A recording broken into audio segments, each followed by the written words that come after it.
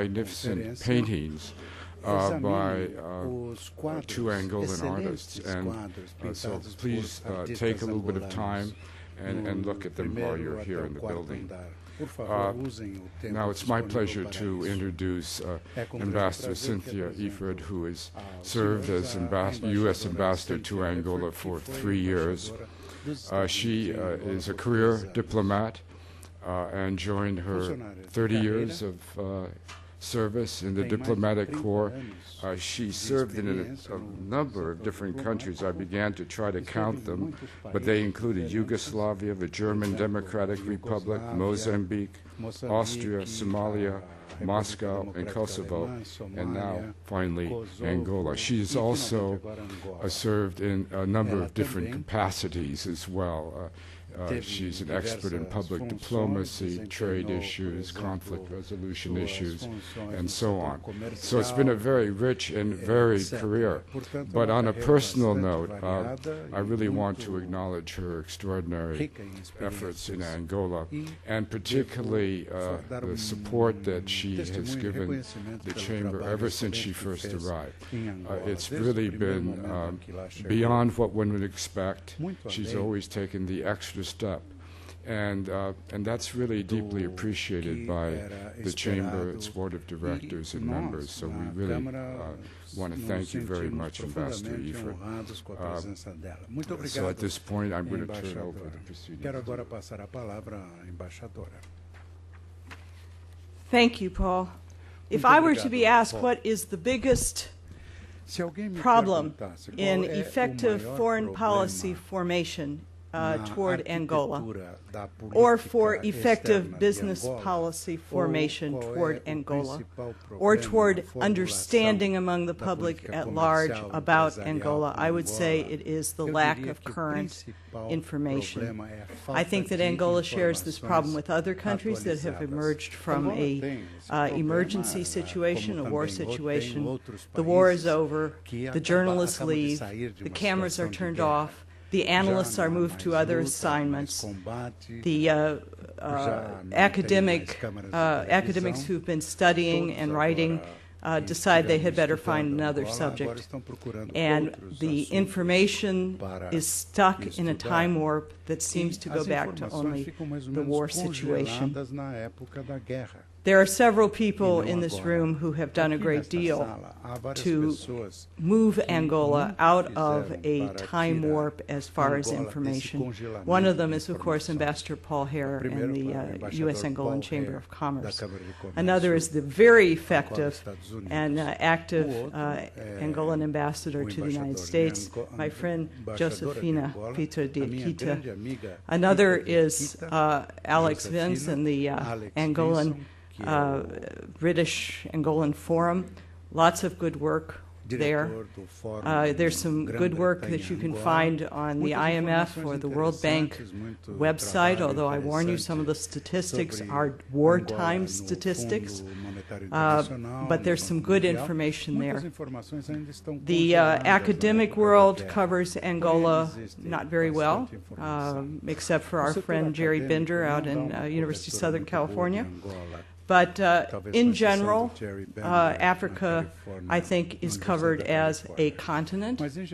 People approach individual African countries from the standpoint of their own pet theory, positive, negative, romantic, whatever, and they force into that mold the facts about the country that they can pull off a website. There are no permanently stationed international correspondents in Angola. We see people as they come through for one day or maybe 2 days. I remember one journalist who came, and I gave him a very detailed briefing. And he said, you know, that's all very interesting, but my editor wants me to write another story. The main weapon, I think, against an attempt to push the facts about current Angola into one mold or the other are the kind of in-depth studies that several of the people in this room have done, either book length, like Whitney Schneidman, or some of the important chapters in Ambassador Cohen's book. Some of the new work that's coming out, unfortunately only in Portuguese, from especially war memoirs by many of the people. But perhaps most important today is a recent, very recent, May 7th, posted on the website, available in the back, report by the Council on Foreign Relations, which has been in a 3-year gestation period, and I strongly recommend it. And in fact, we'll, in a minute, turn the podium over to Princeton Lyman, who will speak a little bit about that and about his knowledge, both historical and very current, about Angola.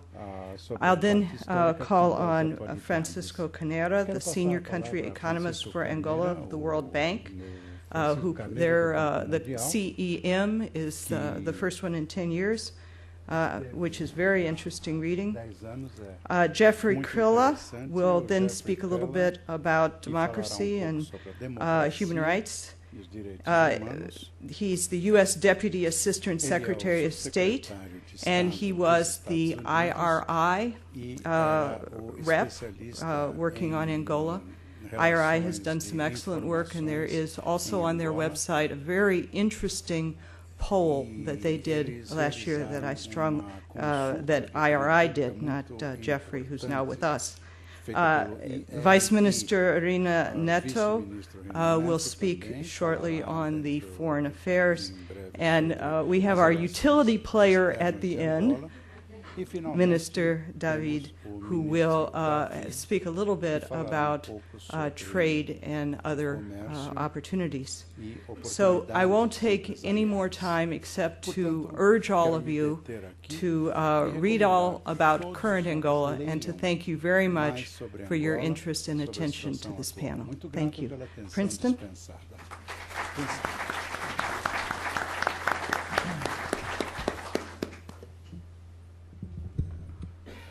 Thank you very much, Ambassador Alfred, and thanks to all the organizations and individuals who have prepared this marvelous day, Angola Day.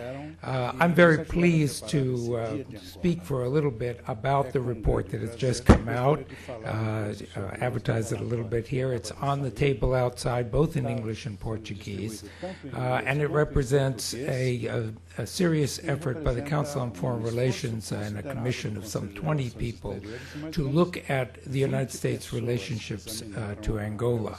It was sponsored by the Council Center for Preventive Action, headed by Bill Nash, and with the able assistance of Jamie Eckern, and the commission was chaired by Vincent May and Frank Wisner, I think are known to many of you. Let me just in a few minutes point out the origins of this report and the essential conclusions of it. The Center for Preventive Action at the Council on Foreign Relations, together with the Africa Program in this case, but the center focuses on countries that have either come out of conflict or are in danger of falling into conflict. And as you know, there is a World Bank study that suggests that many countries that have come out of conflict have a very high risk of falling back into it. We did not conclude in this report that Angola faces that kind of an imminent danger, but we did feel that Angola faces an enormous set of challenges that will determine its long-term viability and stability.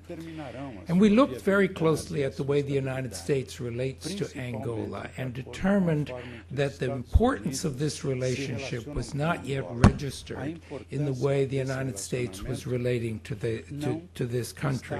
We have a very strong embassy in Angola. We have some very dedicated people doing exceptional work. But the importance of Angola in a strategic sense and in a broad sense was not registered. And let me just read you that conclusion from the report. The United States must adopt a strategic vision for its relations with Angola. And developing this vision involves recognizing that Angola's importance goes beyond the profits it yields for U.S. commercial interests. Angola has the potential to become a partner that can help reinforce security and stability in Africa. Whether Angola becomes such a partner depends in part on on whether Angolans and Americans can build a stronger relationship, and a stronger relationship requires sustained U.S. diplomatic attention and strategic resource allocation. Further steps can be taken to reach that goal, and we try to spell those out in this report. Now, as the Minister pointed out this morning, Angola sits in an extremely important place in Africa. With its links to Southern Africa and the Southern African Development Community, its links to the very important country of the Democratic Republic of Congo, and to its role in the Gulf of Guinea, which is the area of major energy supply on the world market. We have a difficult, long history in our relationship with Angola, and we have to face that. We come out of a period in which the United States was at one point on the side of people opposed to the current government. We've had to build past that into a new relationship. That takes time. And one of the things that we emphasize in this report is that building the kind of relationship we're talking about in the strong partnership is, first of all, going to take time, and it's going to take dialogue. Dialogue on shared interests, dialogue on areas of common concern, building up trust and confidence, and finding areas in which we can work very closely. The other element in this report that was a challenge to us, and I'll be very candid about it, was in assessing, and we will get to more of the details of these situations, but assessing where Angola is in dealing with its many problems. Let me just list for you, as we do at the beginning of this report, the challenges that Angola faces.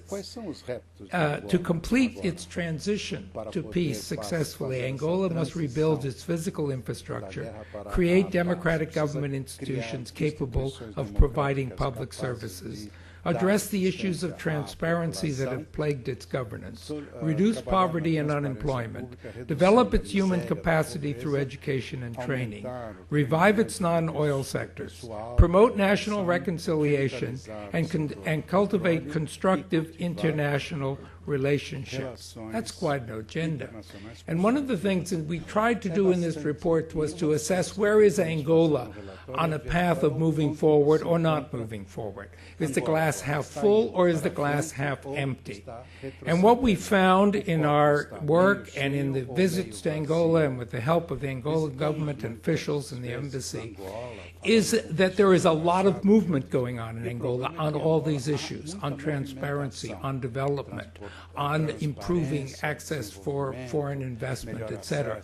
And at the same time, let's be candid, a lot of problems. Still remaining problems of transparency, worries about transparency in the diamond sector, further work to bring Angola into the Extractive Industries Transparency Initiative. The election, now put off to 2008, 2009, will it help to solidify the institutions of democracy? These are all very challenging issues, and you can look at them, you can see some progress, and you can see some real problems. The encouraging thing that I think came out of our report and out of what others have found is that Angolans are perfectly conscious of all these challenges and problems, and there are many people there working on them. Now, let me just conclude by what we have said about how you construct a more important and a better relationship. Because there is a tendency, a natural tendency in the U.S. government or any government to deal with the crisis countries, whether it's Somalia or Sudan or Congo during its civil war. And the countries that are not in chaos, in civil war, are sort of, well, let's hope everything goes well. And organizing for a relationship of the kind that we're talking about with Angola and sustaining it means that there has to be a commitment at the top. But this administration, and understandably, does not want to create more high-level bilateral commissions. But we talk about a way to create that high-level focus, and then utilize and tap into the capacity of our embassy and our aid missions to sustain that and feed that back into the higher levels of our two governments. And we go into that in some detail because we think we have to organize in a sustained way this relationship. The relationship has to do with energy. It has to do with the strategic issues of Africa and Africa's security. It has to do with the importance of development and the importance of development on the continent and Angola's role in it. We talk about a number of areas in which the United States can play this role. And let me just make one particular point about relationship with a country like Angola. This is a developing country, but it's not a country in which our primary instruments will necessarily be aid programs, as good as those programs are, because this is a country which is benefiting from enormous oil revenue resources. The relationship has to be built on more than the aid program. It has to be built in on other government agencies like Treasury and Agriculture that can interact with Angola. And that needs to be coordinated and made more effective. There are a lot of areas in which the United States can help and contribute in governance, particularly in capacity and human relations and human resources capacity. We have a new Africa Command being created. There are many challenges that Angola faces in demobilization and in building a defense force and a police force that serves its people and can in time play a bigger role in peacekeeping. There's an opportunity for that. There's an opportunity to support the growth of foreign investment. We recommend negotiation of a trade and investment framework agreement and looking forward over time to a free trade agreement. There are a number of areas in which we can build a partnership, and if we can do that with a country like Angola, there are lessons for a number of countries around the world that are similar. In countries important to the United States, many of them energy suppliers or otherwise important, not perfect, having many challenges, and in which we need to create this kind of dynamic and long-sustained relationship. So I hope you find this report of value, and I look forward to our further discussion today. Thank you.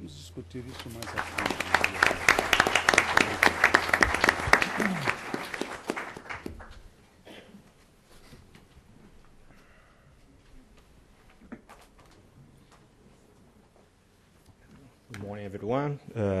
Members of the panel, ambassador, authorities, bom dia. Good morning.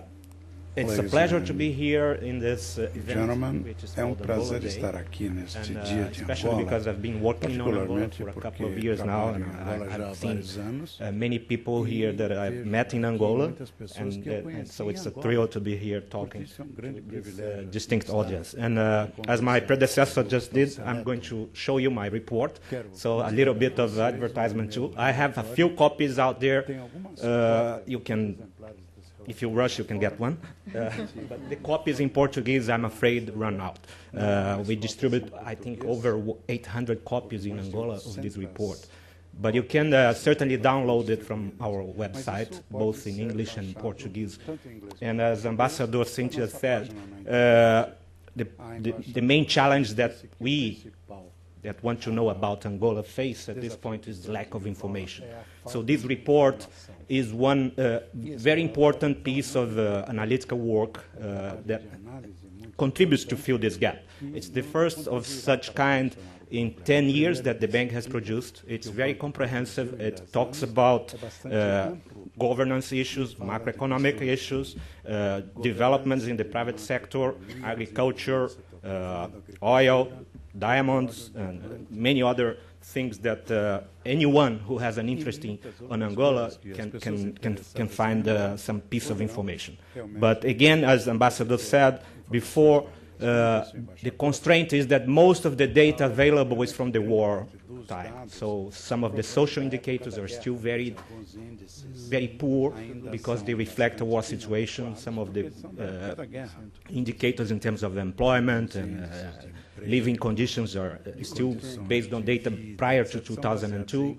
And the main advantage of the the analytical work is to shed some light on the challenges and opportunities that the authorities can have at their disposal in terms of how to manage the situation from now on, in a situation which is characterized by peace and by stability and a very prosperous future.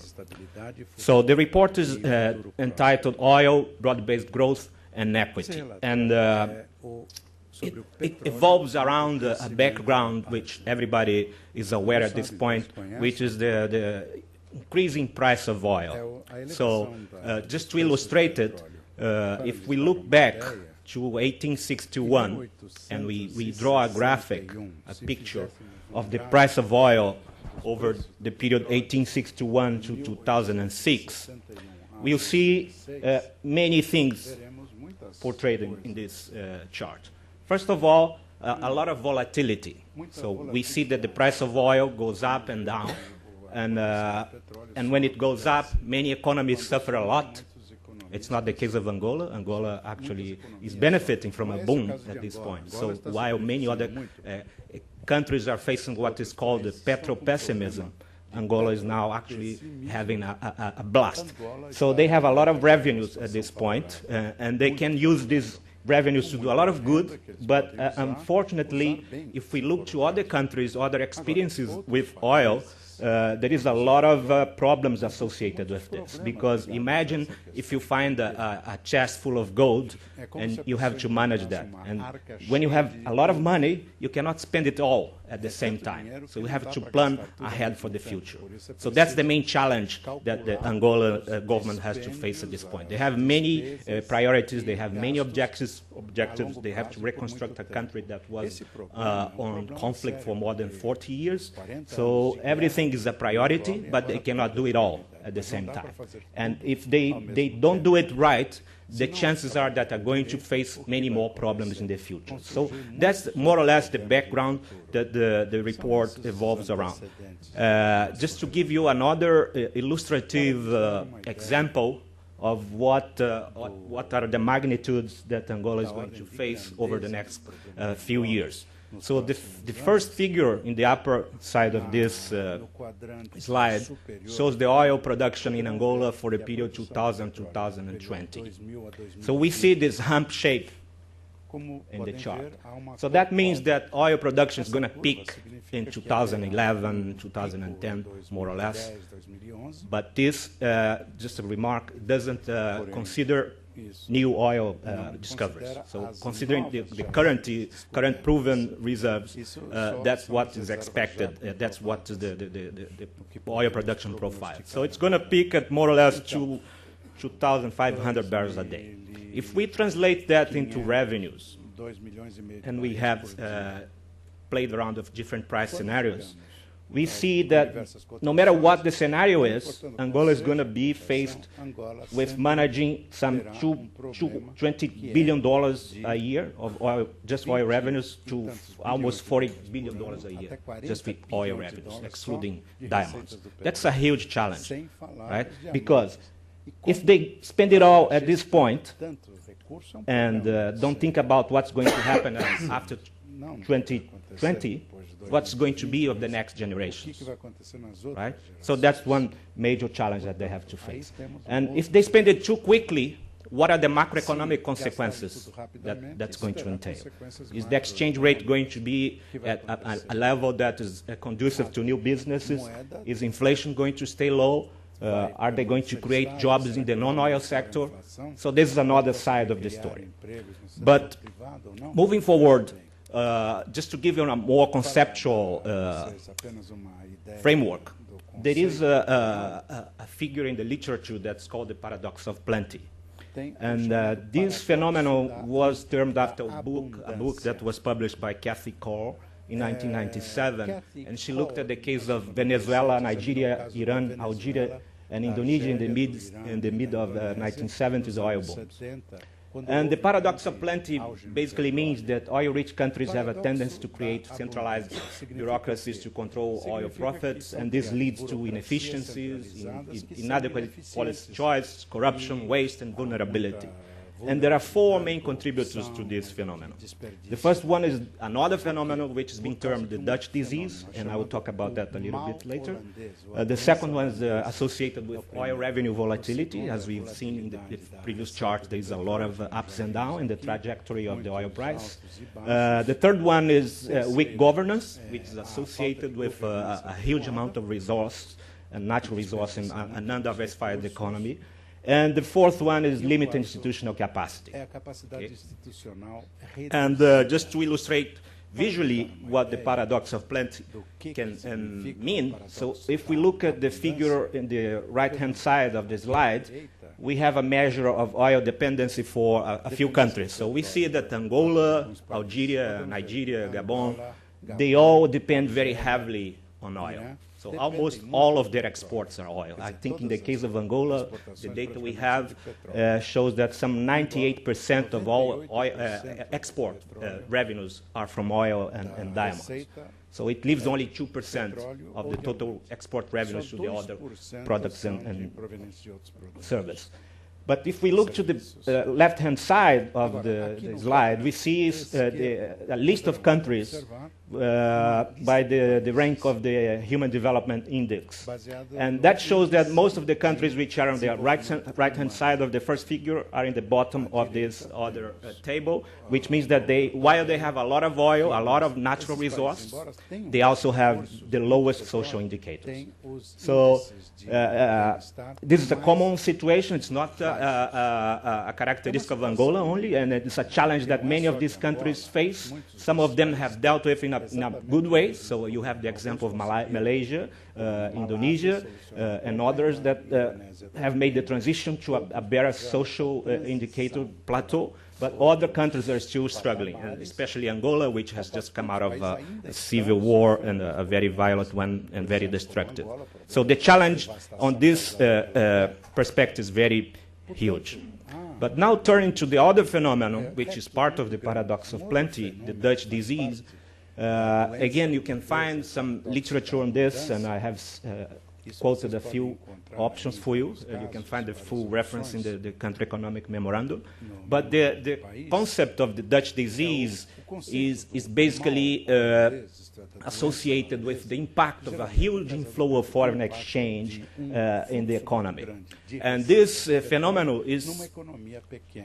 it can be divided in three different effects. One is called the resource movement effect. The second is the spending effect. And the third is the exchange rate effect. So just to illustrate briefly the spending effect, you can imagine a lot of money coming into the economy, and the government wants to do many things at the same time, so the budgets become huge. You have a big budget, you have a lot of investments being started by the government, you have a lot of credit available to the economy, but this has an effect that has to be managed. And usually this is associated with the exchange rate effect, because when you have a lot of resources in the economy and you have foreign exchange as the main source of this resource, you have a change in the relative price in the economy. So the imports become cheaper, and what you produce internally become more expensive vis-a-vis the imports. So that's what we call an increase in the price of non-tradables. Okay? Everything that you can produce internally becomes more expensive vis-a-vis what you can buy abroad. And that leads to the appreciation of the real exchange rate, because the real exchange rate is just the relative price of imports against exports. So you have a strong currency, and this causes a declining competitiveness of the non-oil exports. So your agriculture basically tends to disappear, suffers the most. So that's the exchange rate effect. And this combines with the resource movement effect, because since you don't have competitiveness in the non-oil sector, the non-oil exports, you observe a shift of resources away from the non-oil sector to the oil sector. So you have a shift of physical resources and human resources. So your attention, your concentration returns to the oil economy. And that creates the erosion of diversity and balance in the economy, and you tend to have economies that are not diversified enough. Okay. Just to illustrate again visually what happens to the exchange rate of an oil economy, I have the evolution of the real exchange rate for 3 different countries, Angola, Russia, and Nigeria. This shows clearly that there is an appreciation in the exchange rate, and Angola is facing the fastest appreciation of all the 3 economies. So if you think about the effects of this on agriculture, for example, it becomes much harder for Angola to compete with imports in the agricultural sector. And that's actually the main challenge that Nigeria faced a couple of years ago. And when they didn't deal with the appreciation of the real exchange rate, the agricultural sector suffered a lot and basically disappeared. So this is a big challenge if you want to create a thriving private sector that is based on the non-oil economy, how you're going to do this. And the report presents some options in this regard. Just a few facts to watch. Since it's Angola Day, I wanted to highlight some positive aspects of all this. The first one is the potential that Angola faces in terms of becoming the largest producer of oil in Africa and one of the world's largest producers of diamonds. So there is a lot of potential there that needs to be exploited well. The second is the potential to assume a very strategic role in Africa with the help of developing partners, traditional and non-traditional. The important thing is that the government remains in the driver's seat and lays out a very clear plan for its future that can be supported by many others. Don't try to do it all alone. And the vast economic potential that remains virtually untapped. So this is related to water, food production, cattle breeding, fisheries, many other aspects of the Angolan economic structure that needs to be dealt with in the future.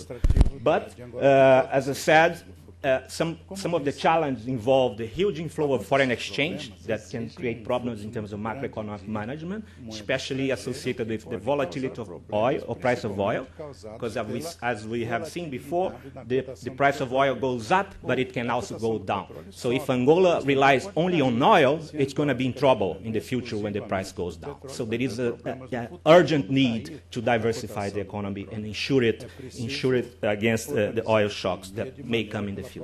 And then the competitiveness of the non-oil sector. There are huge challenges in terms of the social indicators, and we know that these challenges may create tensions that are difficult to manage. In a few countries, this has turned into conflict, but Angola has just come out of conflict, so I think this is less of an imminent challenge at this point, but not one to be forgotten.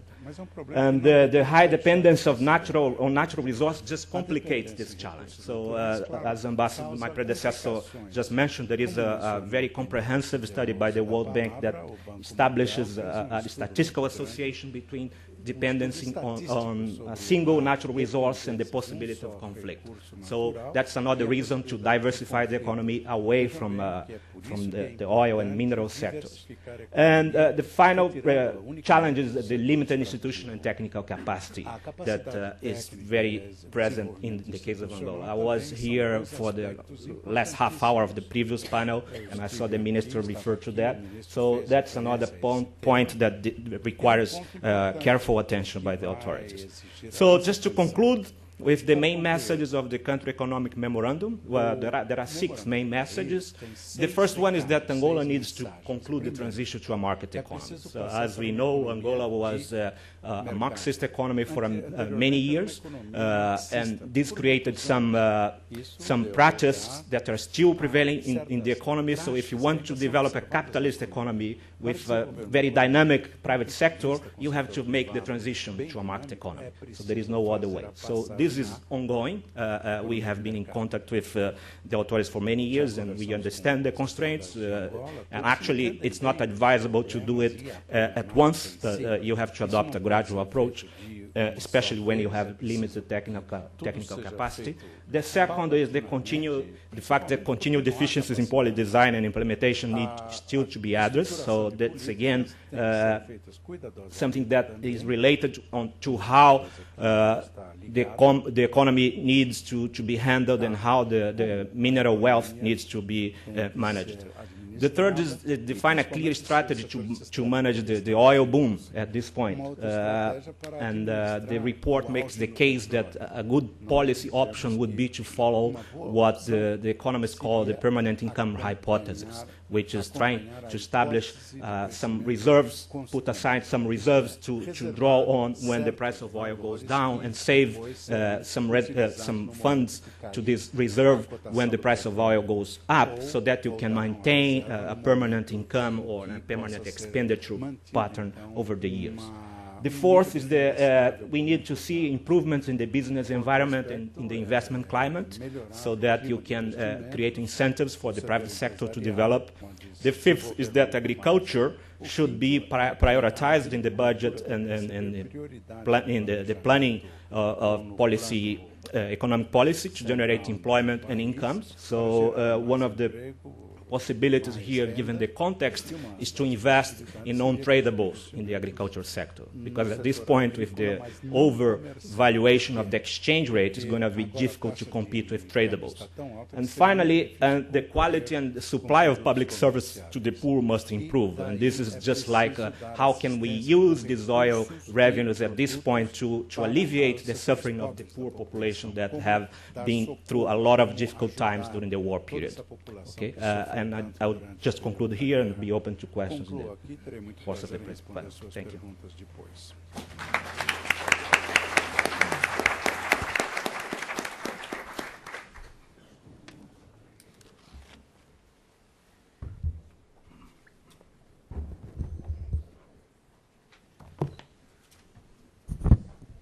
Thanks, Francisco. You're a tough act to follow. Although I appreciate the copy of the report, but I can't help in looking through the facts and charts, thinking back that I made the right decision to study law instead of economics. But I did very much enjoy that. Good morning, everyone. My name is Jeff Krilla. I'm very honored to be with you today. I'm the Deputy Assistant Secretary of State for Democracy, Human Rights, and Labor. We advise the Secretary on policies and strategies to promote democracy, human rights, international labor rights, corporate social responsibility, and religious freedom. I'm directly responsible for our work on Africa and Europe in the Labor Office in our Bureau, which also oversees our corporate social responsibility portfolio. I also have a report, although our annual human rights report is about 600 pages, so I didn't bring a copy with me. But I will encourage all of you to take a look on our website. On the State Department main website, you can click through to it, where we document human rights conditions in every country around the world. Now, I understand that this is the first time the Embassy of the Republic of Angola has organized this type of event to commemorate Angola Day, and I'd certainly like to acknowledge the Embassy for doing such a fine job in setting up such a very impressive program. The promotion of democracy and human rights lies at the heart of this administration's national security strategy. Protecting human rights has been at the root of American diplomacy for decades. Within the State Department, my Bureau of Democracy, Human Rights, and Labor has taken the lead in this effort to support indigenous groups around the world who are creating new democratic institutions and fighting for the right to choose their own governments and express their views.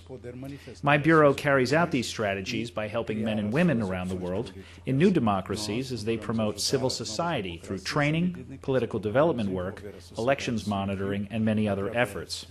I was very glad to see that Ambassador Lyman's report reflected the importance of strengthening these very institutions.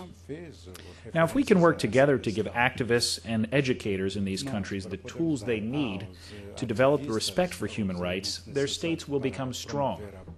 Countries that weaken our national security are those that grow weak due to their cracking down on civil society, on NGOs, on journalists, on women's groups, and on labor unions. My boss, the Assistant Secretary of State in the Bureau of Democracy, Human Rights, and Labor, Barry Lowenkron, and I had the opportunity to travel to Angola last September. Having not been there in almost 2 years, I was immediately struck by the incredible growth of the city of Luanda. Just a mere decade ago, when Angola was in the midst of a nearly 3-decade-long civil war, it was unimaginable to envision the Angola of today. However, since the ceasefire agreement was signed in 2002, we have witnessed dramatic economic and political changes in the country. Angola's economy has been growing rapidly. The current political environment is also stabilizing, and a return to war in the short term is unthinkable. In 2006, Angola acceded to the United Nations Convention on Corruption and the African Union's Convention to Prevent and Combat Corruption. The Angolan government is also committed to large-scale humanitarian landmine clearance and major infrastructure improvements of rail, ports, road, and buildings, and is actively participating in President Bush's malaria initiative. The State Department recognizes these accomplishments within Angola as very positive steps towards a democratic, stable, and prosperous country. Now, in the same vein, we are very much looking forward to Angola's upcoming legislative elections in 2008 and the presidential elections in 2009, as well as the conclusion of the widely regarded voter registration process. At least 4 million Angolans are registered to vote so far, and we understand that 7 to 8 million people are expected to register by June of this year. Now, I do challenge the government of Angola to engage in greater electoral reform and set an example for how countries with a rapidly growing economic and political state can develop into active democracies. While a fair and open election process is not the only sign of a true democracy, a strong electoral process is essential to the development of democratic governance. It is extremely important for Angola to publish an election timetable for its legislative and presidential elections. This achievement will show its own citizens, as well as the international community, its seriousness and commitment to transparent and free elections. The U.S. government has provided Angola support in the area of electoral reform through political party training of civil society and election officials, and by providing voter education on the registration process through programs such as the Consortium for Elections and Political Process Strengthening. We look forward to a continued engagement with the Angolan government on strengthening its election process to achieve the end result of transparent, free, and fair elections. A robust and open civil society is also an essential component to achieving democracy and long-term stability. The State Department recognizes that Angola has taken some key steps in developing its civil society. In order to promote an open and active civil society, a country must also sustain economic development. And certainly with its rich oil and diamond resources, Angola has demonstrated great economic growth in just a few short years. Given the current peace and stability in the country, this is a golden opportunity for Angola to leverage its mineral wealth to create enduring democratic institutions. This wealth from the country's oil and diamonds engenders tremendous responsibility. The Angolan government needs to ensure that its resources are distributed evenly so that all Angolans can enjoy equal access to education, sound health care, and other basic human rights. As a new member of OPEC, Angola has the ability to use its oil revenues to accentuate human rights and democracy issues and preserve the integrity and transparency of oil revenues distribution. In order to do this, the Angolan government will have to ensure transparency in the accounting of oil revenues. Civil society organizations also play a critical role in ensuring government transparency. Thus, the recent arrest and 3-day detention of Dr. Sarah Wykes, an NGO activist from Global Witness, an anti-corruption watchdog group, surprised and disappointed many. Dr. Wykes was examining important issues of transparency in government distribution of oil revenues in Cabinda when she was detained. Her case was documented in our 2006 Human Rights Report, and I also testified about this case to the Congressional Human Rights Caucus last week. I believe her case illustrates some of the hurdles that Angola must overcome with regard to corruption and transparency if Angola is to emerge as a stable and democratic leader on the continent. Our embassy in Angola and Washington-based State Department officials, including our bureau, have been deeply involved in the case of Dr. Sarah Wykes, and we continue to urge quick resolution of the issue within the bounds of Angolan law.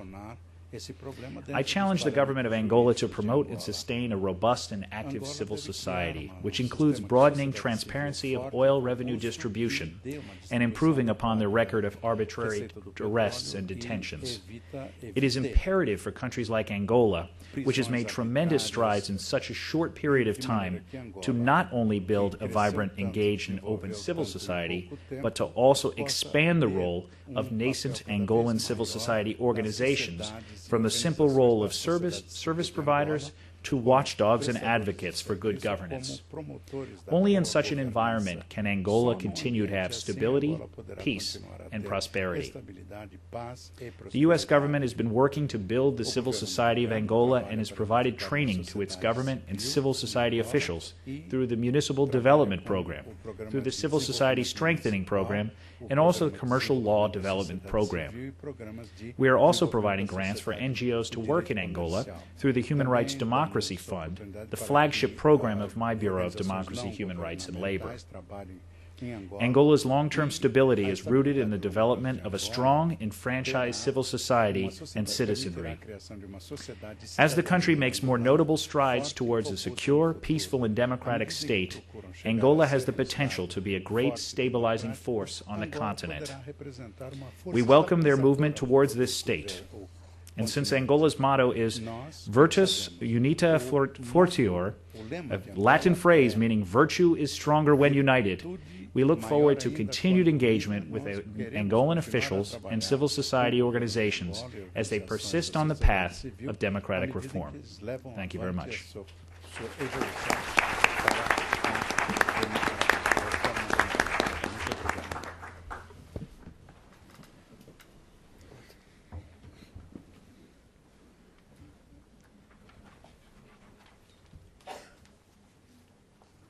Excellencies, members of the panel, distinguished audience, I wish on my behalf, on behalf of the Ministry of External Relations, to express my appreciation for the kindness and courtesy we have enjoyed since our arrival in Washington, D.C. To my gratitude, I add my congratulations to the Embassy of Angola in Washington, USAID and Chevron, whose commitment has allowed this event to take place, one that is fully capable of enabling the strengthening of ties of cooperation between Angola and the United States of America. Therefore, in recognition of the level of participation in this Angolan Day, I take the opportunity to tell you how personally encouraged I am to learn firsthand of the United States government and business community's increasing interest in expanding the areas of cooperation with the Republic of Angola. Indeed, a long-standing relationship exists between a certain United States business community and Angola, born well before our independence in 1975. But for several reasons, this relationship centered on one sector only, thus serving as the foundation for the strong potential of cooperation that has always existed between our two countries. We are, however, not here to talk about the past, but about the future, one that looks promising and ensures prosperous times in a cooperation that will bring about mutual benefits for both the Republic of Angola and the United States. The main challenge for our diplomacy today, and I will speak about this part because I am from the Ministry of Foreign Relations, although many aspects, very interesting aspects, have been approached by this panel and should deserve some observations of our part as well. Maybe we can do that during the question and answer period.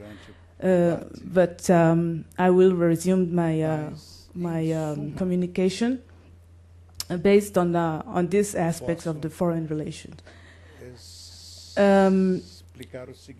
As I was saying, the main challenge for our diplomacy today consists in promoting a new kind of relations between Angola and the international community.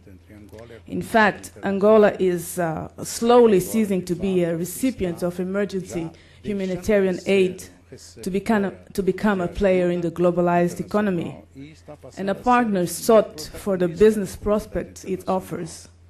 To this end, massive investments are indispensable on all sectors of our economy. And let me assure you that the most critical persons about the way our country is led and the way we want to construct our country are the Angolans themselves.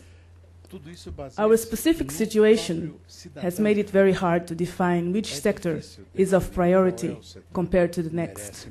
However, the government is committed to the rehabilitation of the key means of communication, to the development of the agricultural sector and the food distribution network. The Angolan government is committed to education, since the fight against poverty starts with the intellect. The Angolan diplomacy evolved on two distinct but complementary arenas, namely the bilateral and the multilateral.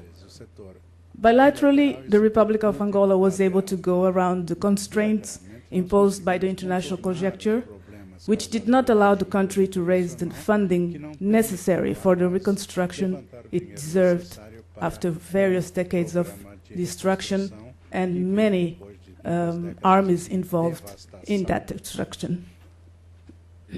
For this reason, through the Ministry of External Relations, the Angolan government developed a pragmatic economic diplomacy directed to all regions likely to create surplus value for its economy on a mutually advantageous basis. In the African continent, the Republic of Angola seeks to promote a favorable environment to increase and strengthen the bonds of friendship and cooperation with neighboring countries, with a view to defending regional peace and stability, mutual respect towards the sovereignty and territorial integrity, non-aggression and non-interference in the internal affairs.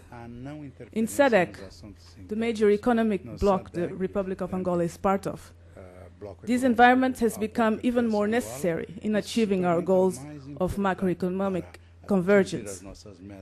It is against this background that our commitment towards the stabilized Democratic Republic of Congo must be understood.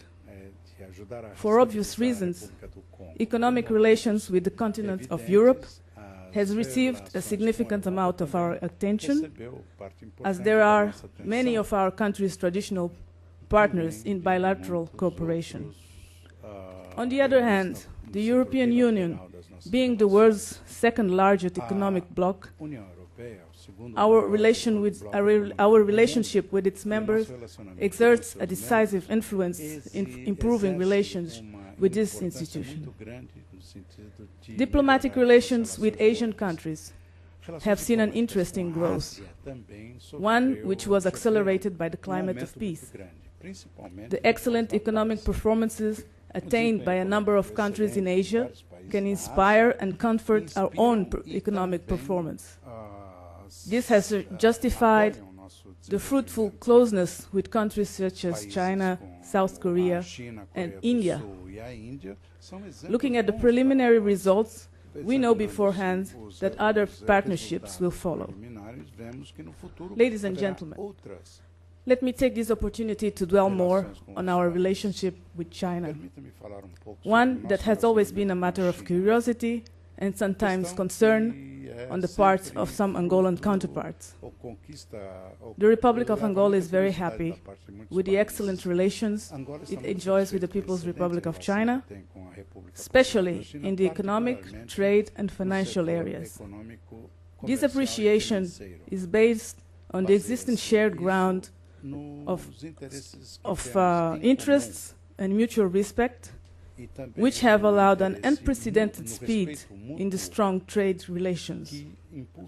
Angola is currently China's first trade partner in Africa, and the margin of progress in this partnership is very comfortable. With Beijing, we have built a complete partnership, one that was able to incorporate in the same action the economic ability and the political will to strengthen and diversify the long-standing relations between our two countries.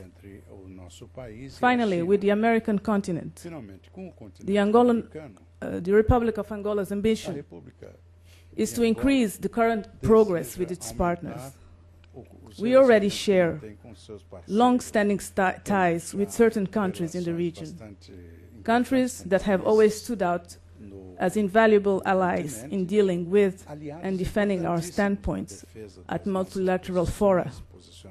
Today, with peace and the end of ideological crystallizations, we find that the environment has favored a closer relationship with several countries on the continent. The involvement of Angolan diplomacy at the multilateral levels follows a wide range of principles. The recognition of international law as the norm of conduct in the relations between states, conflict prevention, management and resolution through peaceful means, and the condemnation of the use of or threat to use force as a means to solving conflicts outside of the UN system, the defense and promotion of international cooperation and regional economic integration as systems to relate with one another and a means for development between states, the strengthening of the role of multilateral, regional and international organizations seeking peace and development amongst the nations. Under this framework, promoting active participation of Angola in international organizations will remain part and parcel of our diplomatic agenda for the years to come, especially at the United Nations and its agencies, the African Union, the Southern African Development Community, the Central African States Economic Community, and the community of Portuguese-speaking countries. Ladies and gentlemen, in closing my remarks, I would like to share with you that the complete assessment of the material damage caused by more than 3 decades of war is at its conclusive stage. Although no complete data is yet available, I can already state that the value of the damage is beyond the financial and technical capacity of my country. Therefore, Angola's reconstruction provides a forum for all those who wish to be part of the economic growth of a young nation that has started today building its destiny. And I must say that we are very much aware of the time limitations of our natural resources, specifically in the mineral areas. And for that reason, we are very grateful for the studies done by academia and other fora, which provide us a base to build on. And in that sense, the Angolan government is very much willing and diversifying its economy and not basing its future only on the mineral resources that we are so rich in. I thank you very much for your attention.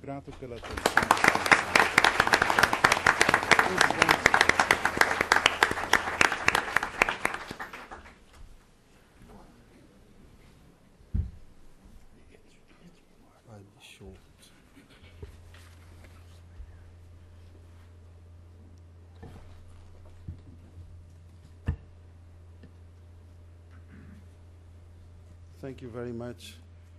After my presentation this morning, I shouldn't have accepted to speak again.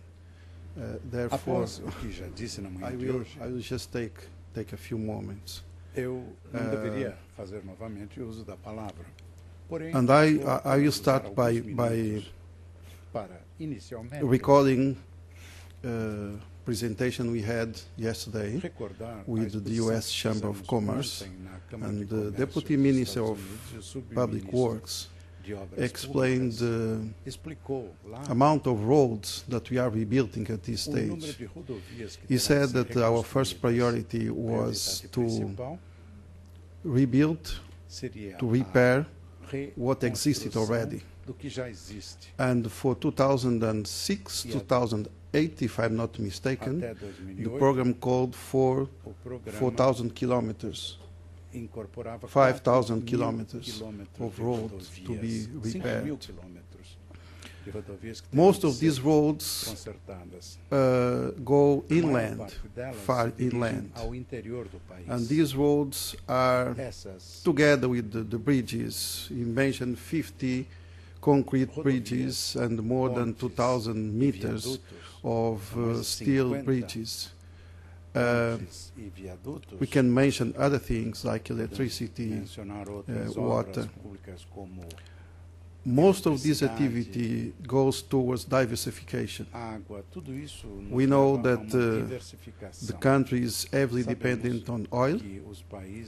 Today, with peace, we want, it's our program to diversify.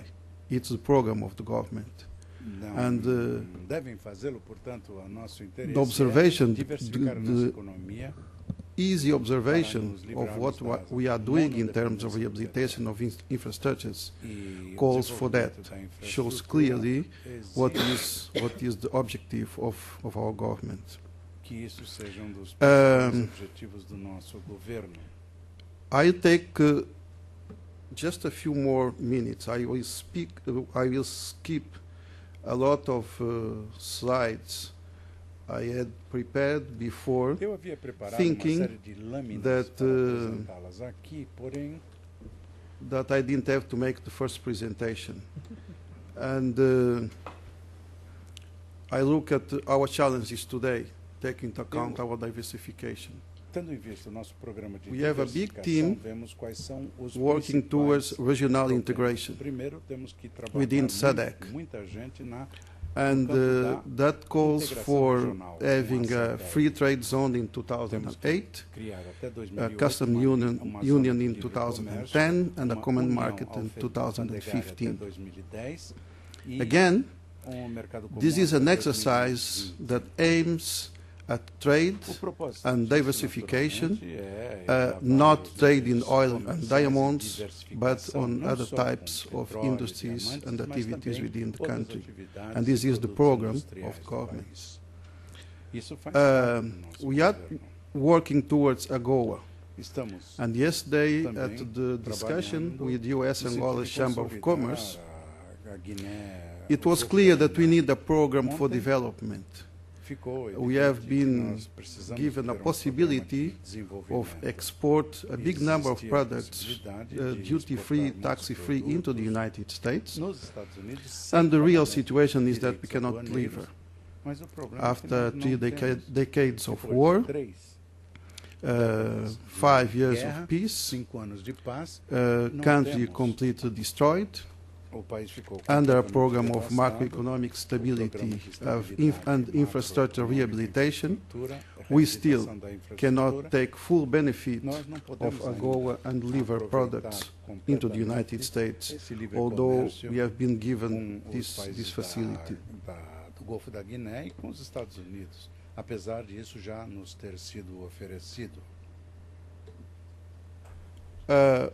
At this time, we are also negotiating with Europe in terms of trade. Again, it calls for a program of development of Angola, a program of diversification, so that we can trade with our European partners.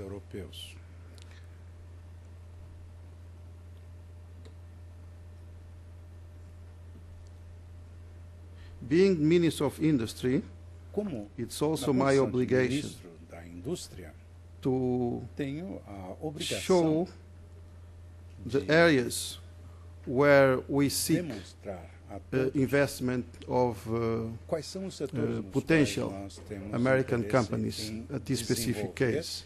And I choose a few exhibits to show that there is a wide area, wide scope for investment outside of the oil sector. Fora do petróleo e diamante, que nós poderíamos fazer bom uso da colaboração com o setor. So these are areas where I believe American companies can invest.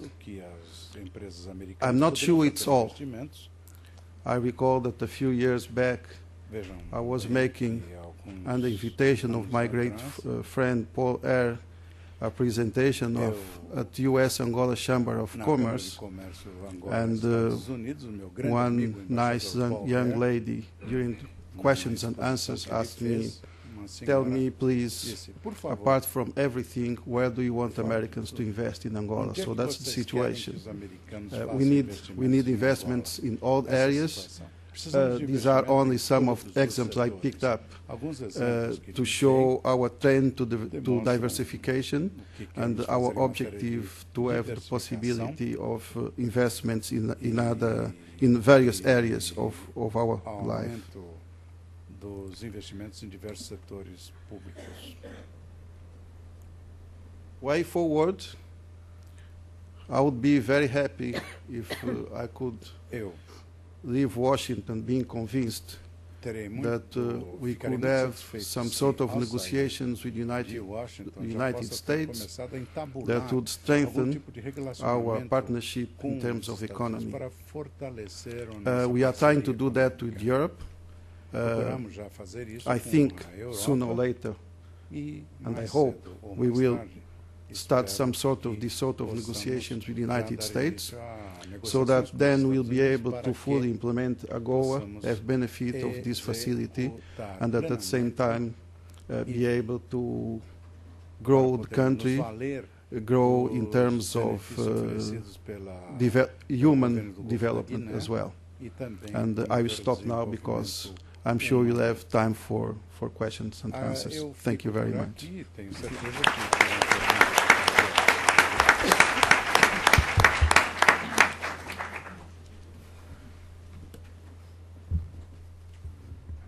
Thank you, Minister David, and I want to thank this entire panel for being extremely disciplined and moving forward very quickly through excellent presentations. As Vice Minister Neto said, this is the kind of discussion I have heard frequently in Luanda, although mainly a little bit more critical. And I've also appreciated the work of all the people in showing the amount of studies that are out there, many of them published on the net with the full approval of the appropriate Angolan government. One thing I do want to add is that we do have an interest in negotiating a trade and investment framework agreement and have indeed forwarded suggestions to the Angolan Ministry of External Affairs.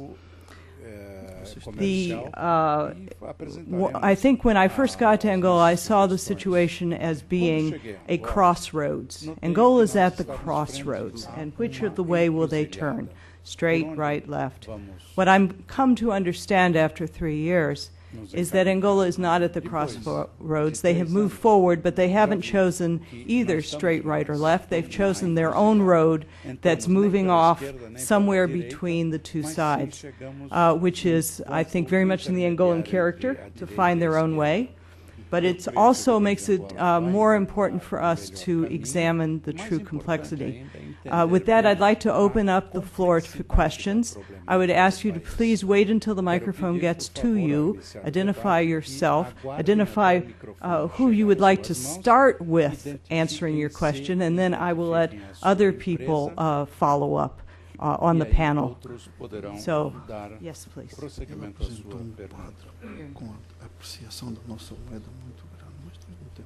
Kenneth Schwartz of Schwartz Law Firm. This question, I think, is for the Honorable Minister and Her Excellency the Vice Minister.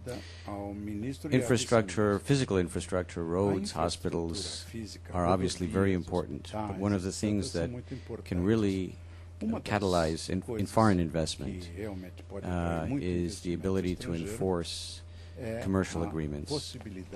And as the country evolves and develops its legal infrastructure, I'm wondering what is the priority or the view of the government on potentially ratifying one of the conventions on enforcement of foreign arbitral awards and on foreign judgments. Thank you. Arbitragem e a satisfação de arbitrary awards. se refere à arbitragem. Arbitragem. Ministro das Relações Exteriores é que vai responder isso. Será que a ministra de Relações Exteriores? We're getting a consensus position up here. Estamos tentando ver qual é a opinião. Please. We answer immediately? Yes, yes. I'm sorry.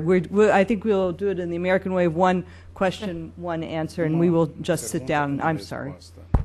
Okay, thank you very much for your question. Muito obrigado As pela you sua know, pergunta. we have Nós, huge challenges in nós every temos aspect of our lives in Angola. grandes desafios As em I'm Angola, sure you todas can as facetas imagine the da complexity vida. of organizing Imagine a complexidade everything de in organizar 5 tudo years after período a tremendous de war. 5 anos depois de And uma devastação total. nonetheless, we are very Não much obstante, nós empenhado, estamos committed to muito decididos reform our legal framework. a We have reformar o nosso arcabouço adopted jurídico. and Nós inherited practically a lot of legislation which is 60 years old, muitas still from the time of the presence of the Portuguese in Angola. Some of it was changed, some of it was not. And we are in a process of adhering to and ratifying many conventions and treaties, international treaties, and adopting and having them regulated into our own national framework. Of course, this is not an easy and quick job to do. We have a lot of other priorities as well in other sectors, and the legislation covers everything. And so we still have some difficulties in the sense that we may adhere to, sign some treaties, or even ratify them in a relatively decent period of time. Sometimes it takes a long period of time to do so. And the process is really not fast. It's not a fast process. The considerations that I could present here are that in a country which has come out of war 5 years ago, which has a small population of about 13, 14, it's not exact the number, million people, where the index of illiteracy is huge, where you have a big infrastructures problem of energy, telecommunications, roads problems, and now climate problems as well, with the recent rainfalls and floods which have destroyed a lot of what we had already built, namely roads and bridges. As you can imagine, it's a tremendous situation, although also a very exciting phase of our lives to reconstruct and to build a normal society, a normal country. So these aspects, I'm not trying to lessen their importance. They are very much present in our concerns, but I'm being sincere and honest, telling you that there are difficulties in adopting this kind of treaties and implementing them. We have to organize our own house first, and that is really a very complex job. But we are not averse or running away from these difficult questions which have to be addressed and resolved inside of the international law. So what I essentially wanted to do was to explain a little bit more in a detailed way of what the real complexities and difficulties that we have are. Thank you. Another question? Yes.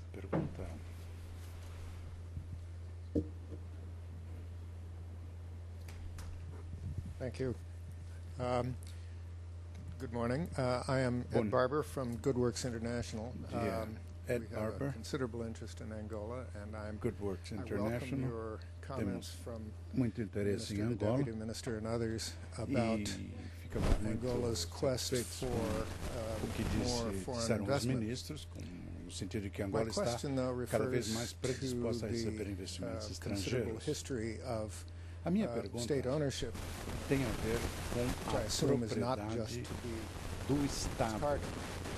Algo que I é guess my bastante question is importante que não mostly for the podemos Angolan parties, but anyone else would obviously deixar de be considerar. welcome to comment. Naturalmente, que a pergunta se So there dirige is aos going to angolanos. be, I assume, a certain evolution of the balance between the Acham public and que the vai private sectors. haver uma Are you able expansão at do this setor point to make privado any statements em about contraposição ao how setor you see the público? economy evolving in the long De que term maneira a economia vai between evoluir public and a private longo sectors? prazo? Will there be Me certain refiro à areas opinião that are correspondente reserved ao for setor government ownership privado e ao setor and operation, estatal. or how do you see Existe that lugar para uma expansão do balance setor privado? evolving? Qual é o ponto I de think equilíbrio that's aí? a question addressed to the Acredito minister, but que a then Francisco, pergunta- maybe you would have some Francisco comments talvez as tenha well. comentários a tecer. Minister? Ministro. Thank you very much. Muito obrigado. I'm not sure if I can be precise on that, but Não sei se I think poderei usar de areas of precisão nesse campo. Porém, generation of power, hydropower, a geração de luz e Um, força através do sistema hidrelétrico fica em mais reserva do Estado. As áreas estratégicas, aeroportos, portos. Airports, o desenvolvimento da infraestrutura portuária Ports. e aeroportuária, Áreas militares. well, of course, naturalmente, military compounds. o setor militar. I may be forgetting one or two. Talvez These eu are tenha deixado de reserves of mencionar the, um of outro, the state. mas, são setores The other areas are mais open for da private alçada do initiative. Estado. Todo o resto fica à mercê That's da basic. iniciativa That's privada. basic. The question. Basicamente, esse é o problema. Unless someone else from our delegation can help me by including another area, that's basic. Fazer alguma indicação de outros setores, mas essencialmente é isso. Eu já disse. Yeah, I think that's the point. So, our policy today is since Atualmente, 89, if I'm not mistaken, is to desde o ano remove 1989, the a government nossa from the política economy, é and uma we are doing that que on o a governo se on a retraia continuous das basis. Of atividades course, we have econômicas. Isso estamos to fazendo face realities, paulatinamente. Temos que especially in entender a terms of realidade, domestic principalmente no capability que to diz do respeito à that. capacidade da But nossa in cidadania definition, se that is the encarregada point. pelo These governo are the areas that are still São reserved. esses The others are for setores private ainda, investment. Thank you very much. reservados ao Francisco, would you have any? Yeah, I just have a few general points. Basically, if you look forward and if you think strategically, the first thing I would think that it's important now is get the housing in order in terms of governance and making the public companies that still are in the possession of the government more efficient if you are thinking about privatization in the future, because if the companies are not efficient, who are going to buy them? Who are going to have an interest in buying them? So that would be the start. And then you have to move on to think about the investment climate and the business environment and do a lot of work, as the Vice Minister said. There is a lot of laws and regulations that date back from the colonial time, and this is outdated, and this needs to be removed and adapted to the new realities. And moving forward in terms of possibilities for public-private partnership, I would see sectors like service delivery in the water provision, for example. Many countries have adopted these public-private partnerships with success. The provision of electricity, management of infrastructure in the transport sector, airports, roads. portos e aeroportos, That would be my comment. rodovias, etc. Tudo isso. Alex? Over here, in the back. Thank you. Alex Vines from Chatham House. Two small questions. One is to the Vice Minister, Neto, which is, I wonder if you could brief us on how the peace process in Cabinda is going. It's an issue that we are interested in, and I'd appreciate an update on that. And the second is both to Francisco and the Honourable Minister, which again ties into the question of OPEC. It's just how we've heard about the attraction of this to deal with oil volatility. So my question is, how is the quota system going to work in this regard? Does Angola see a capping of its oil production anyway? Is it therefore compatible with this? Thank you. Thank you. The process in Cabinda is going fairly well.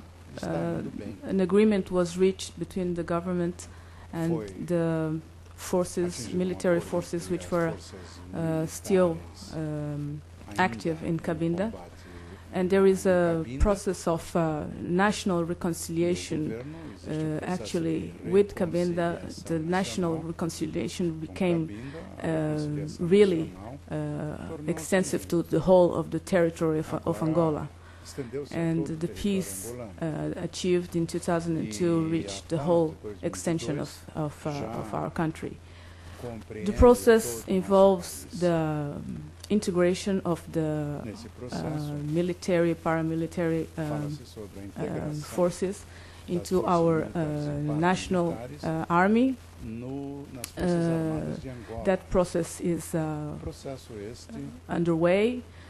Many of the people who were in Cabinda have been integrated in many different provinces of Angola, in fact giving them the opportunity to know their own country for the first time.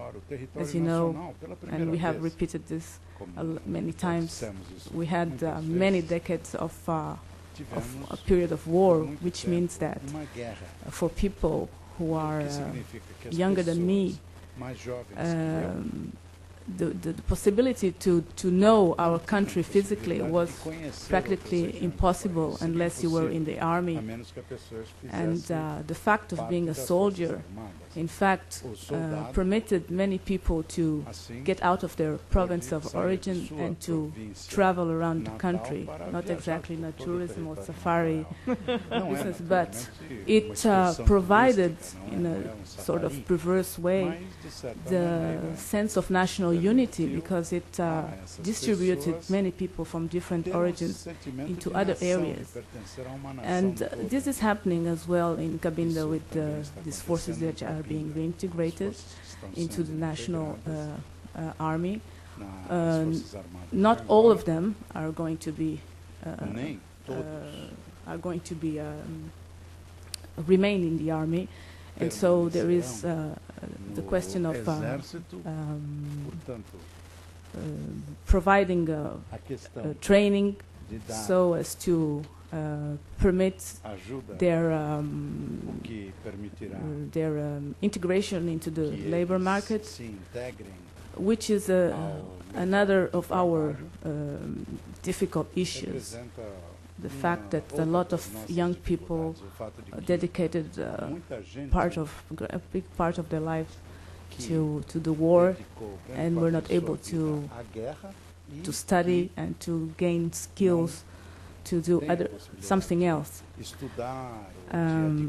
Also, the fact that we have a very big need of creation of jobs to employ this huge part of our population, which will need to do a lot of positive and productive labor. Part of the Cabindan people are also being integrated into this government of national unity and reconciliation. So many of them are being integrated in every ministry, in the embassies, and so that they can be part of our government, be part of the institutions. and feel that they are a contributing factor to our development. In relation to this question, I think mostly these are the main factors. The process is ongoing, of course, and there are some difficulties here and there, but nothing that with the dialogue can't be resolved. Thank you. Okay, on the question on the OPEC and oil volatility, well, I wish there was someone from the national oil company here to talk about this, but from an economic point of view, I see the membership to OPEC as potentially positive because it can establish a cap and production in exports. So in a way, it's going to contribute to the challenge of managing this oil boom. So if the OPEC quotas are below of the potential capacity that Angola can produce and sell in the market, that's good because in a way Angola will be saving for the future. So everything that is not sold at this point is going to be saved. So in terms of the permanent income hypothesis, that's very consistent.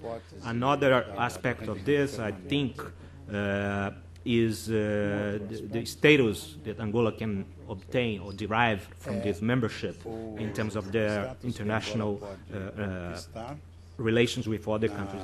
If they are seen as a member of such a powerful cartel, they can position themselves in a more strategic way to deal bilaterally or multilaterally with other countries. So I think it's in the interest of the government to join. But what I was not clear when I first heard of this was that if there was any kind of analysis that the government did in terms of the impact that this is going to have in the economy, what happens, for example, if the quotas go beyond the production that Angola can put out. So what are the consequences of this? So at this point I cannot say more about it.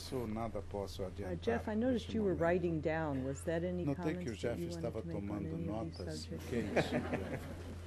I was taking notes on that. Okay. Thank you very much, Ambassador. Basically, I tried to answer this question before. I will try to be a little bit more specific. I spoke about the role of the oil companies that are operating in Angola and how the government pleases very much this relationship with the oil companies. So when we went to OPEC, and when after a few years of being observers we are invited to join OPEC, we went with our program for the near future in terms of development of new fields. So our strategy was put forward. So if I have to talk today in terms of CAP, our CAP in OPEC is not our current production.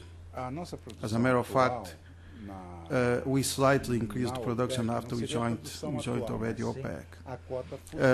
Our CAP at this specific time takes into account the fields that were discovered already, the projects that are going on in terms of building new platforms to be installed this year, next year, a program that is going on already.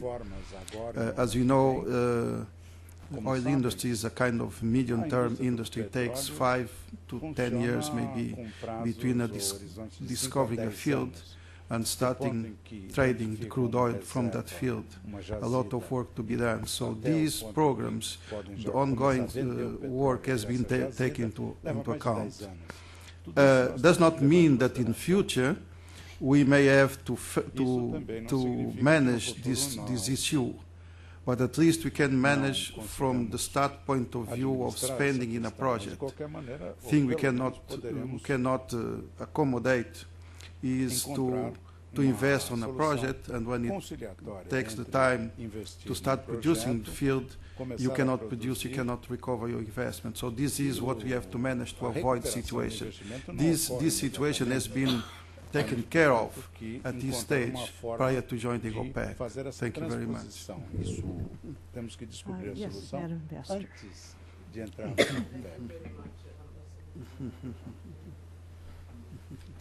Yes. Thank you very much. I'd like really to salute all the presentations that were made.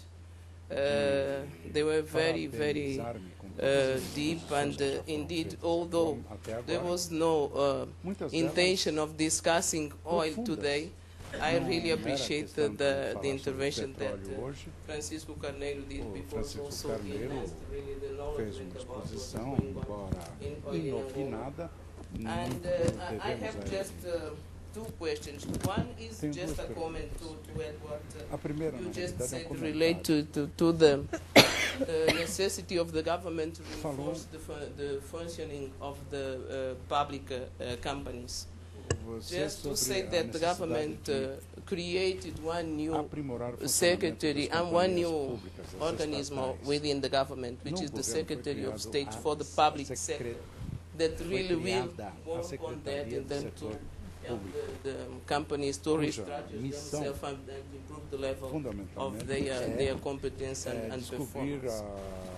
Then I have one or two questions for Jeffrey Krila.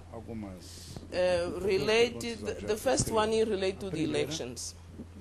You mentioned that the government should publicize as soon as possible.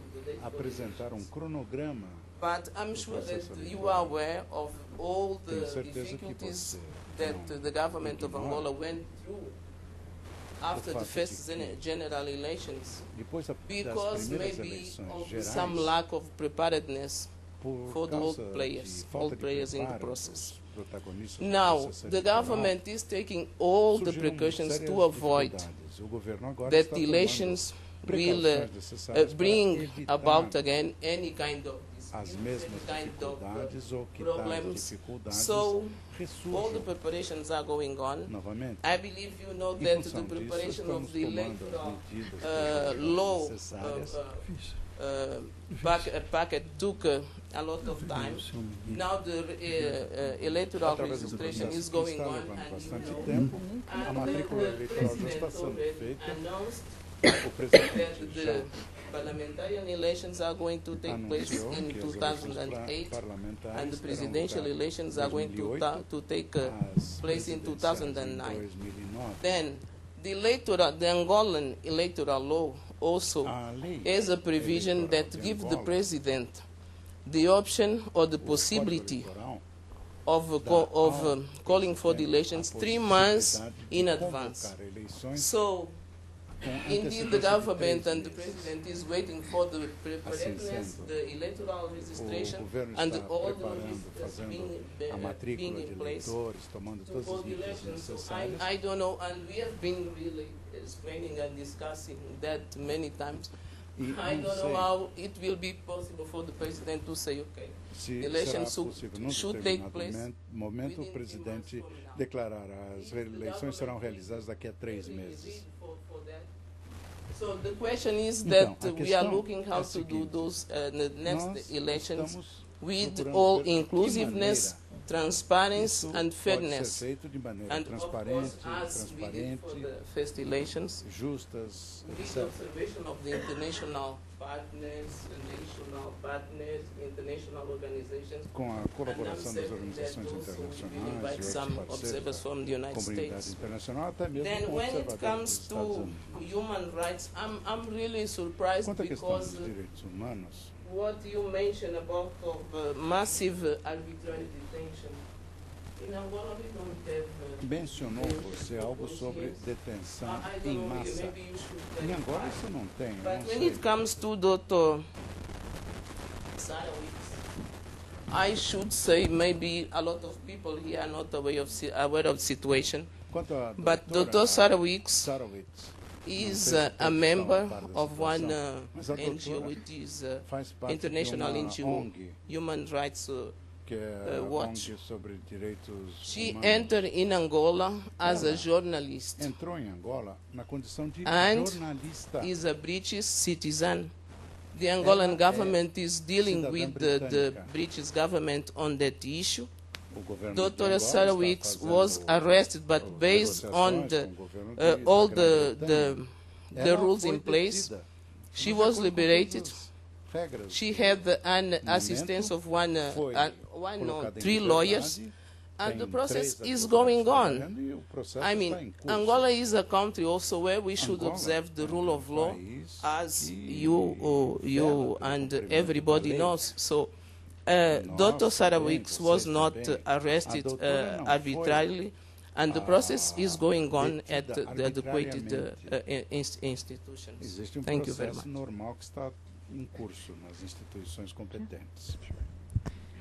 Thanks, Madam Ambassador. Perhaps I'll talk about the second case first, because I think that needs a little bit of clarification, at least from my perspective. Dr. Sarah Wicks, who is working for an NGO called Global Witness, based in London, was in Angola investigating some charges of corruption. This is a case that we've been monitoring very closely. As I mentioned earlier, it was very discouraging to see that with the work that she had done on anti-corruption, especially moving up to Cabinda and having told the authorities that she was moving up there, we were very discouraged to see that she was detained, was arrested, and the charges are still pending. In terms of human rights, I think one of the things I mentioned in my remarks is that we have seen tremendous progress in Angola. I think the human rights record there has shown signs of improvement.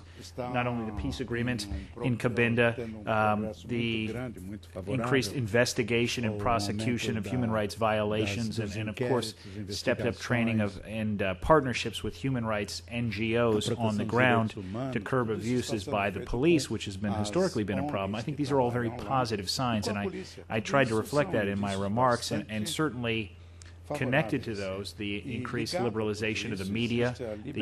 May of last year, President Dos Santos promulgated a new press law which ended the state monopoly on television, partially opened up the FM bandwidth for independent broadcasters, and rescinded travel restrictions for journalists. But I think that despite that, what we've documented in our human rights report and what organizations like Freedom House and Transparency International have said in their reports, Freedom House continues to rank Angola as not free in terms of respect for political rights, civil liberties.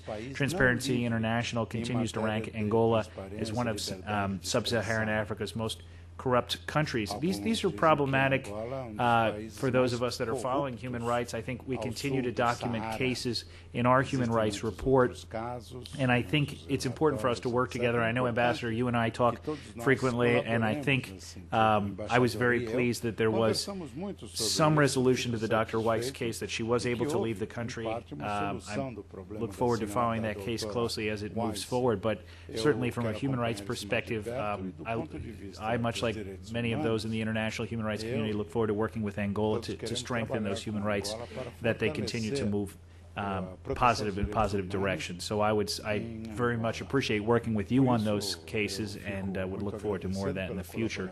In terms of the election, too, I'll say certainly putting these dates, these general dates down is very helpful. I've in the past, either in previous lives or here at the State Department, seen other dates talked about and then slid in a couple of cases. And I think it's great to see the President announcing these dates. I think we're looking forward to the preparations. I think the registration period has been very, very positive. But when we start seeing a very specific timetable, we start seeing more of the preparations in terms of the Electoral Commission, in terms of the other institutions that you need, and also institutions that recognize the rights of minority parties, I think then we'll have a great deal more optimism, not only in the international community, but of course with the NGOs and the political parties that I met with on the ground, and of course the citizens of Angola that they represent. So I appreciate your comments, and we'll enjoy continuing to work with you on these. I think we'll take two more questions, and then we'll stop, have final remarks from the front, and make sure that we leave in time for all of us to get to the lunch. Let's see. Yes. Procederemos ao almoço. Eu vou intervir em português. My intervention will be in Portuguese. Minha pergunta vai para o Dr. Francisco Carneiro. To Dr. Francisco Carneiro. In the course of your presentation, you had several relevant questions. I was present when your report was made at the residence of the World Bank representative in Luanda. You talked about the reliance on a single commodity. You talked about the diversification, the vertical integration, talked about the oil and diamond revenue. Unfortunately, in your study, you fail to point out what Angola is doing in streamlining its production process. Angola not only has diamonds and oil, we have coffee, we have many other commodities and natural resources. You have already exported coffee. We are number 1 or number 2 in the world. Number 3 in the world. Number 4. Number 2 in Africa. Okay. And Angola is also a member of the International Coffee Organization. Angola is a member of the CISAL, of the plantain or banana, beef, rice, etc. All these are international agreements. And Dr. Francisco knows that there are the countervailing mechanisms or compensatory mechanisms at the World Bank is to make up for the loss of revenue. At the European Union, there was the STABEX, which is pretty much the same thing. And then there was the mining commodities for stability of prices. There is, for coffee, the price regulatory processes with a low level, mid-level, and high prices. The regulating stock. But this was taken up by a single world power that was advocating free exchange, free commerce throughout the world, and a free-floating price. How can we diversify our prices if we know that the prices are very low in the world market? Francisco will deliver that in English. This was very long. A sua pergunta voltou à maneira em que Angola pode diversificar a sua economia em vista do café, banana, outros produtos. And he also mentioned the membership to the International Coffee Organization and the price mechanism that exists there to regulate prices in a given country and how much the country can charge, so on and so forth. My reply, my comment to that is, first of all, it's very hard to know in Angola at this point how much it costs to produce coffee. How much does it cost to produce banana? How much does it cost to produce rice? So you don't have a clear understanding of your production costs. That's to start with. So how can you imagine you can enter in a very competitive market such as coffee at this point without having a clear understanding of your comparative advantage? And that's the first point. The second point is the problem that is posed by the overvalued exchange rate. Is it worth to produce coffee in Angola at this point, or you can have the coffee shipped to Angola at 10% of the cost that you actually face at this point in time in Angola? So you have to answer those questions first before you can decide how much emphasis you are going to put in those sectors. Not only coffee, but banana, rice, so on and so forth. So my reply would be, okay, that would be good if Angola could become again return to the position that they held in the past as one of the 5 most important producers and exporters of coffee, but there is some homework you need to do. First of all, identify the structure of costs. Second, how you're going to manage the exchange rate problem. And there will be time also to go further into these issues in the afternoon, where we talk about the achievement and challenges in both the public and private sector. Mr. Minister, do you have any other comment on this particular question? tem algo a dizer sobre essa questão? Essa questão específica? No. Okay. I'm grateful because time is short, and it's a meaty subject for the afternoon. Ambassador Cohen. Herman Cohen of Johns Hopkins. I have a question for Mr. Carneiro. Related to your statement that the great challenge of managing the monetary resource, everything coming in as foreign single source, in order to avoid the Dutch disease, para evitar a doença holandesa, a supressão das atividades não petrolíferas. Is that conducive to good management of the resource? Será que o que a Sonangol faz é compatível? I was very surprised this question didn't come up before. And we could spend several hours talking about this here. In fact, we have spent many years discussing this with the authorities. And we have good relations with Sonangol, but our position is that Sonangol today has a role in the economy which is very much like something that was put in place to make things work during a war period. And Sonangol acts on behalf of the government on several occasions to facilitate transactions, and that was something that happened during the wartime. And our discussion is how to move forward and make the transition to a peacetime period. How should Sonangol operate in the economy? How should Sonangol relate to the finance ministry, to the central bank, and to the other oil companies in a way which is more conducive to a private company, a more operational aspect? Because at this point, Sonangol has to fill a lot of holes, a lot of gaps that the government cannot fill.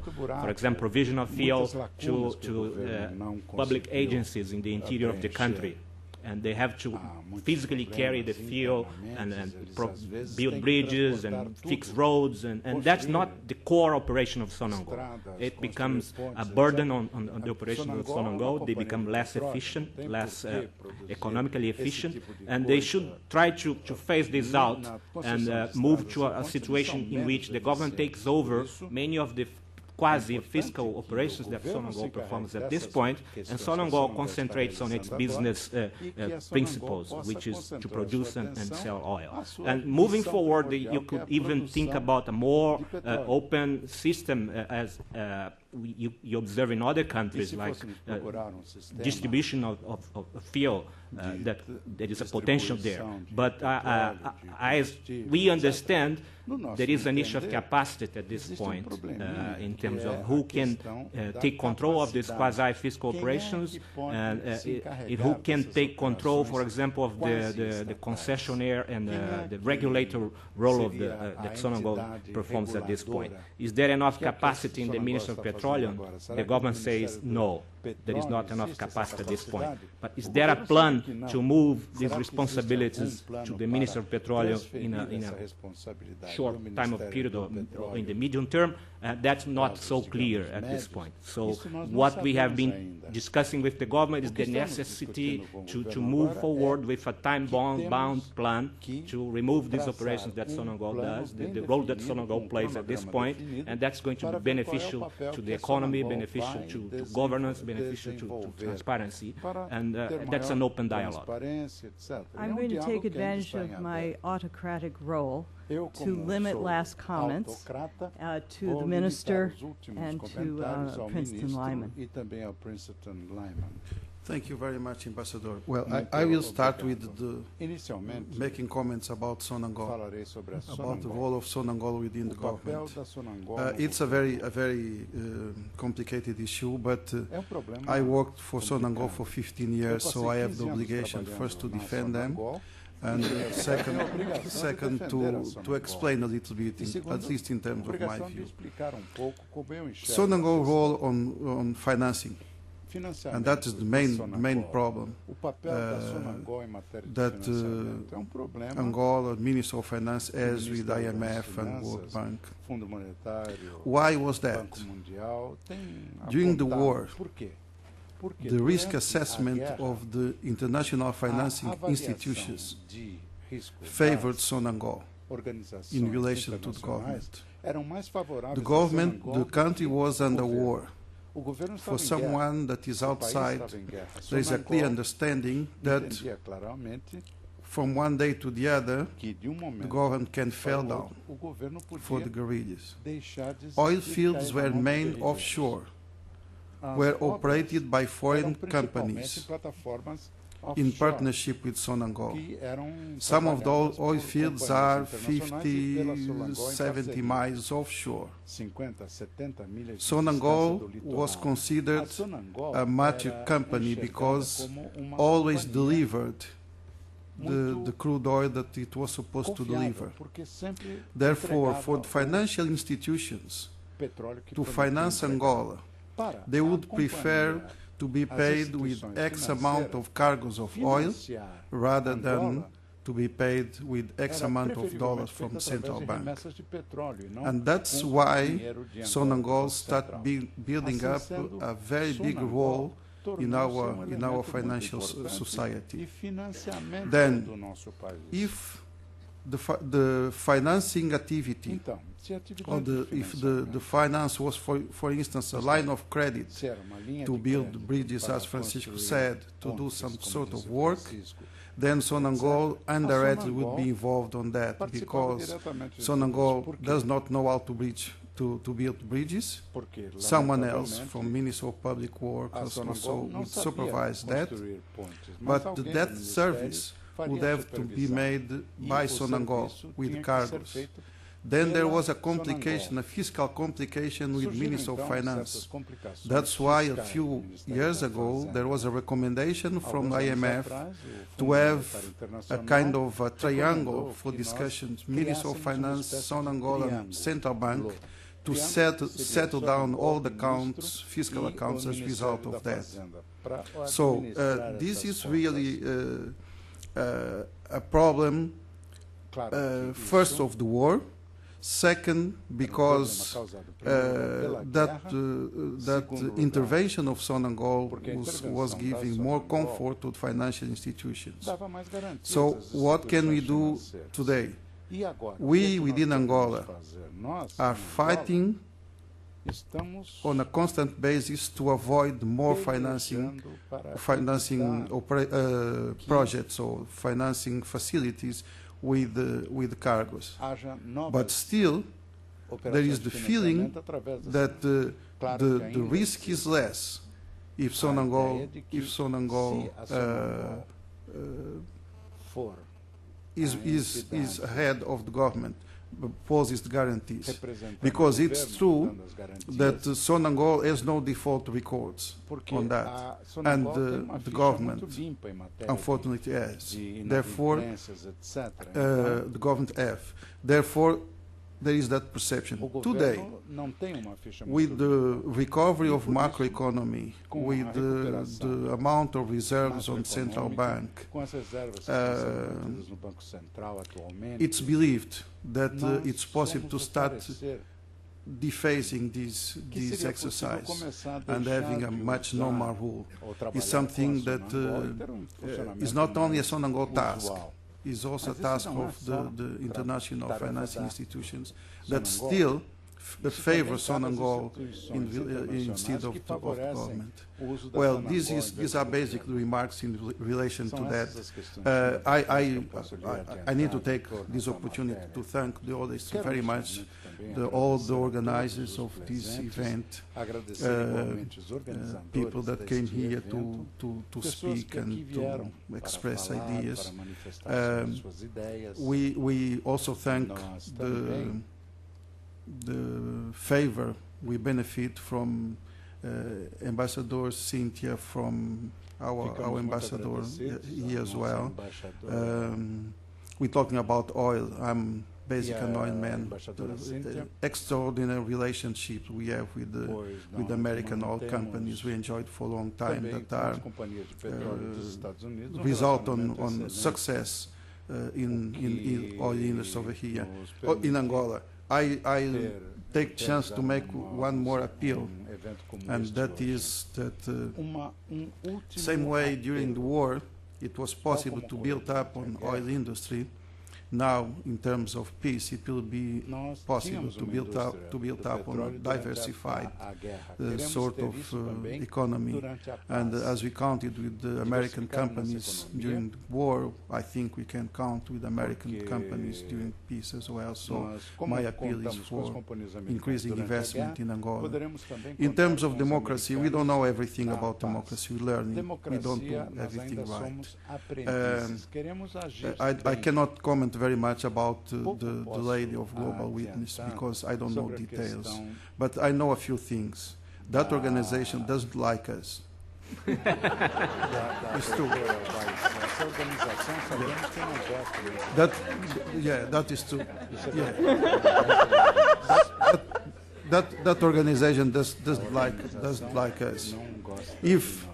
If I was hostile to the United States, probably my dear friend, ambassador, wouldn't give me a visa to come here.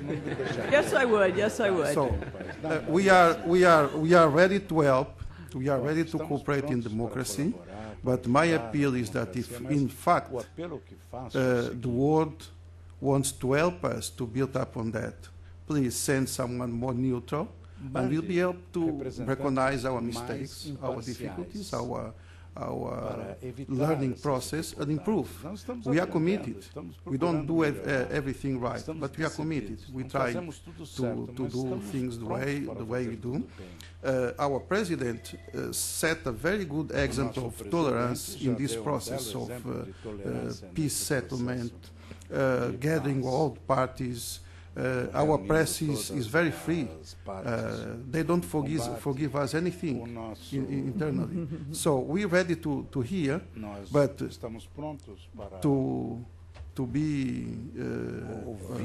to show hospitality to someone that comes already with a knife to punch a hole in you is a little bit difficult. So we're ready. It's my opinion. It's not common. So if there is people more neutral that wants to help us, I think is more than welcome on that. We are a little bit concerned about real preparation for the elections, because we wanted to align with the trend of the world. We did elections in 1992 too fast. The consequence was very dramatic for us. We're trying to do it slower. We're trying to learn. But we're moving. So I appeal for the patience of especially in this specific case of American.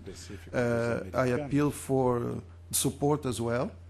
We're ready to recognize our mistakes and to improve and to correct.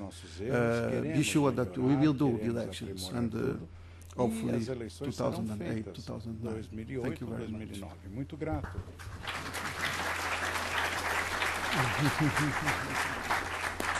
Princeton Lyman has been very patient, and I would like to call on him for final words. Thank you. It's been a very good discussion, and I think what this discussion shows and it demonstrates is that Angola is a country of both promise and problems, of contrast, and how important the dialogue is. Some of the subjects are very sensitive, some are difficult. There's a history to a lot of these issues.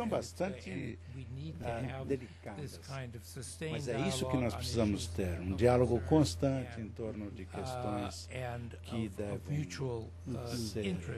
I would just mention a couple of things that did not come out very much in our discussion, but are going to be very important in the future. And we didn't talk very much about the security situation, security sector reform. I think this is going to be a big challenge for Angola. There are still arms around, militias still around. This is going to be a very important process to take place, especially as one looks forward to elections in 2008, 2009. Another kind of an irony or contrast, the exceptional work the government has done in outreach in Cabinda, but there are still major discrepancies in the areas that were largely UNITA areas. There are infrastructure problems in reaching out to those, but those areas are not benefiting as much yet from the increase in resources, and that disparity again is something that needs to be addressed more and more in the future. And then I would just mention one more thing in terms of one of the questions that came up, and this refers not just to Angola but to many countries in Africa as we look forward to the various trade agreements that are being negotiated. It's clear that many countries in Africa are not in a position to benefit from the opening markets and globalization. And there are concepts called aid for trade, and I hope it's not aid instead of trade, but aid for trade, which are designed to invest in the capacity for Africa to benefit from AGOA, benefit from other openings. That should be a very important part also of the dialogue between the United States and Angola, and between Angola and the rest of the international community, because it bears heavily on the ability of Angola to diversify its economy. So I want to thank all who were involved in the conference and here, because I do think that we are talking about a country of very great significance and potential, in which the relationship needs to be cultivated, deepened, and strengthened over time for both our countries' concerns. Thank you. It just remains for me to thank the Woodrow Wilson Center and Howard Wolpe for this very good conference so far and for having us here. I think that as we celebrate the growing maturity of our bilateral relationship, the best way of celebrating it is by this kind of honest and open dialogue with little flashes of laughter. So